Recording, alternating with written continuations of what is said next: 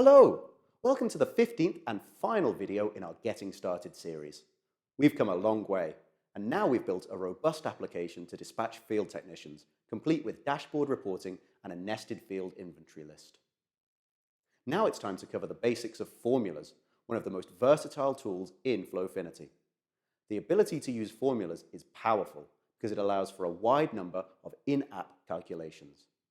In Flowfinity, we take a declarative approach, and formulas are written similarly to SQL statements that don't require any procedural programming. Let's finalize our Dispatch Technician app by setting up fields which will calculate the total work order price, including parts, hours worked, and discounts. We'll create 3 formulas and add the result to an automatically generated invoice, adding another level of accurate automation functionality to our workflow. This lesson will complete this introductory training course curriculum. There's a lot more functionality to explore in the Flowfinity platform.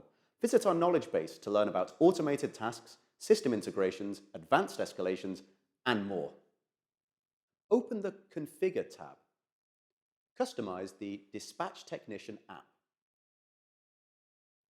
First, let's calculate the total parts price. For this, add a new field, Parts Total. Set its type to Money. Click the sign at the right side of the Type drop-down and select Formula Calculation. Note that Parts is a nested field and, as such, can have more than one record inside. So, for an accurate calculation, we need to first calculate the sum prices from the Parts field. A price for each position in the Parts is the result of multiplying data from the Price per Item field and Requested Quantity field. Therefore, the formula for one position will be parts.price_per_item asterisk parts.requested_quantity. 2 important things to keep track of. 1. Formulas always use a field's name, not a label. And 2. In order to access subfields of a nested field in a formula, you should first type the name of the nested field, then the name of the necessary subfield after the dot.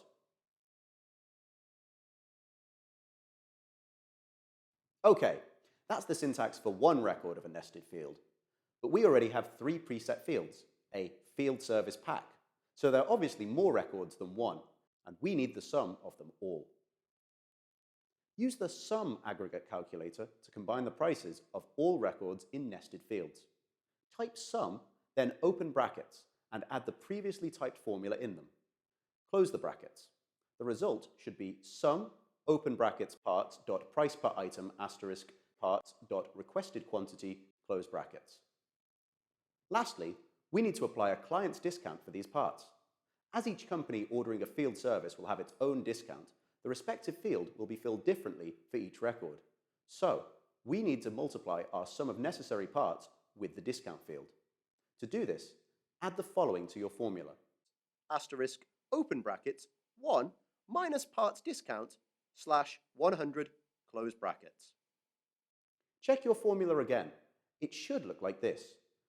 Sum open brackets parts.price_per_item asterisk parts.requested_quantity close brackets asterisk open brackets 1 minus parts discount slash 100 close brackets.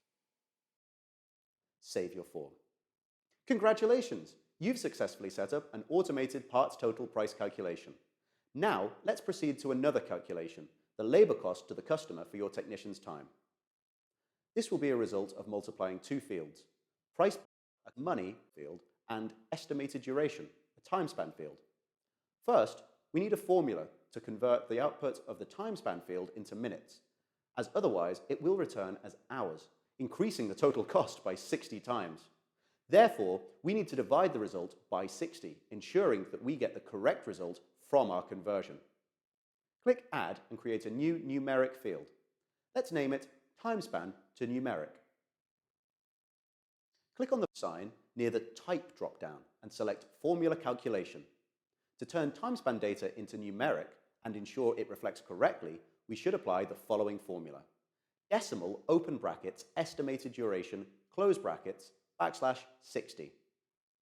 Ensure to check the checkbox Format Result as Decimal Value to return a decimal value and avoid any errors. Next, let's hide this field from a main page, as this is strictly a technical field and shouldn't be visible during data entry.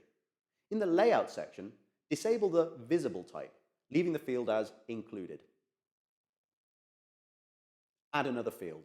Let's name it labor total. Set its type as money and click the sign again. Select formula calculation. As we've created a time span to numeric conversion field, we'll need to include it in a formula instead of an estimated duration one. Type in the following formula: price asterisk time span to numeric.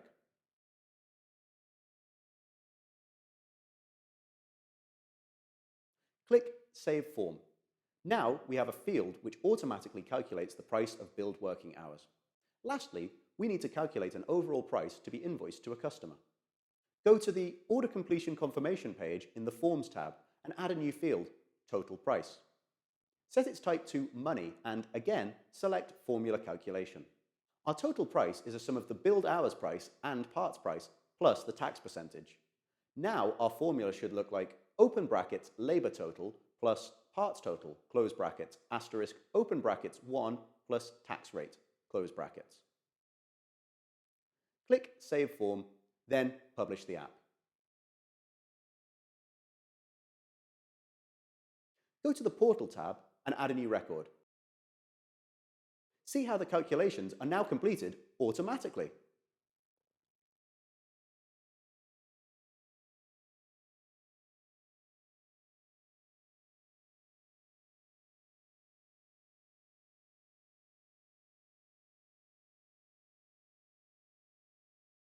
Thanks for completing our video series on getting started with Flowfinity. With this information, you've now mastered the Flowfinity basic concepts and some advanced tools to be able to create, manage, and support apps, workflows, and dashboards. Congratulations, and we wish you the best of luck. You can find more in-depth coverage of any of these topics and how-to guides for advanced features, including how to use software robots to automate tasks and escalations in our knowledge base. Or contact us for a one-on-one session with a customer success expert. Thanks for watching.